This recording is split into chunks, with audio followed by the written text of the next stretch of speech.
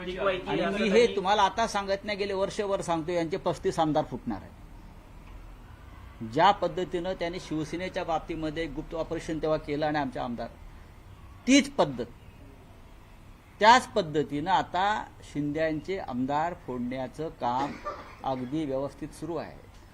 रवींद्र चव्हाण हे भारतीय जनता पक्षाचे प्रदेशाध्यक्ष आहेत, करेक्ट, कोकणातलेच आहेत आणि डोंबिवलीचेच आहे. त्यांची नेमणूक खास त्यासाठीच केलेली आहे डोंबिवलीतून. त्याला राजकारण कळत आहे, त्यांनी ते राजकारण समजून घेतलं पाहिजे.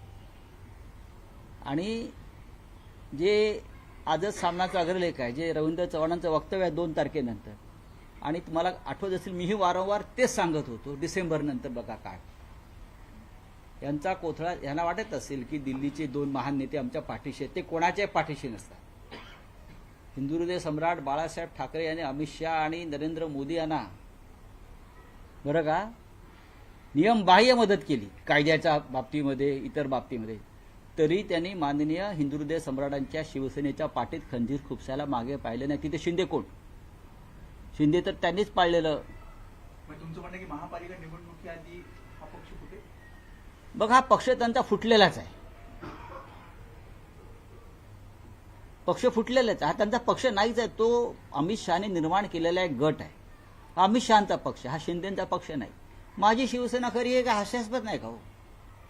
कसली यांची शिवसेना? याने कधी शिवसेनेला जन्म दिला? याने काय शिवसेनेसाठी खस्ता खाल्ल्यात? हे कधी तुरुंगात गेले सेनेसाठी? बाळासाहेब याने कोणती आंदोलनं केली? माननीय उद्धव ठाकरे यांच्या नेतृत्वाखालची शिवसेना महाराष्ट्रामध्ये आजही मजबूतीने उभी आहे. पैशाच्या ताकदीवर निवडणुका जिंकणं म्हणजे लोकशाही नाही.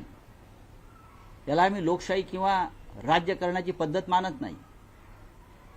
एक मंत्री म्हणतो आमच्याकडे नगरविकास खातं आहे आणि भरपूर पैसा, याचा अर्थ निवडणूक आयोगाला कळत नाही, फडणवीसांना कळत नाही. आपण भ्रष्टाचाराचा 0 टॉलरन्सचा जेव्हा भूमिका घेता, तेव्हा तुमच्या खात्यातला एक मंत्री नगरविकास खातं आमच्याकडे आहे, त्यावेळेला आम्हाला पैशाची चिंता नाही असं जेव्हा सांगतो, तेव्हा ताबडतोब त्या मंत्र्याला बरखास्त केलं पाहिजे आणि नगरविकास खातं ज्याच्याकडे आहे त्याच्याकडून ते काढून घेतलं पाहिजे. तर तुम्ही राज्याचं नेतृत्व करता असं आम्ही मानतो. आम्ही यशवंतराव चव्हाणांपासून नेतृत्व पाहिलेले आहे त्या राज्यामध्ये.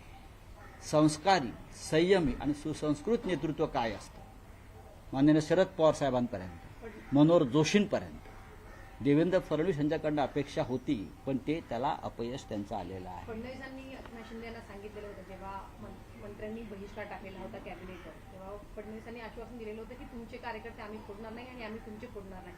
मात्र लगेचच दुसऱ्या दिवसापासून शिंदे गटाचे बघा, फडणवीस यांचं राजकारण जर शिंदेना कळत नसेल तर त्यांनी राजकारणात राहू नये. नुसतं पैशावर राजकारण चालत नाही, पैशांवर माणसं विकत घेता येतात.